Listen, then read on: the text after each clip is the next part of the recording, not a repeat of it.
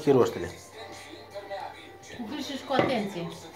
Uite, fac un alat din făină și sare. Fac o brânză de vaci în care pus zahăr, ouă, esențe, gris și un ingredient secret care iasă așa. Dar care e ăla secret? Treaba mea.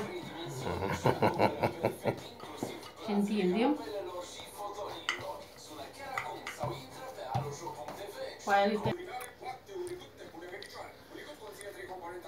Acum ce faci? Acum le tai. Cu ce tai? Cu un pahar. De care pahar? De la ceai, de la ce să fie. Acum pun brânză. De care brânză? De vaci. Și ce mi-ai pus în ea? Dar nu ți-am zis mai înainte? Dar zic ca să vadă fanii. Care fani?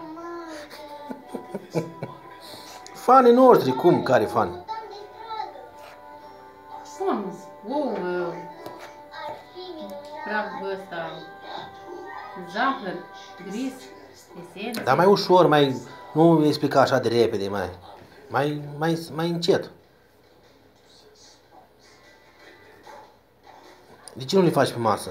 Pentru că se fac în mână de aia. Dar eu am văzut că se fac pe masă. Na, cine poate să le facă pe masă, le facă. Eu așa știu că se fac pe masă.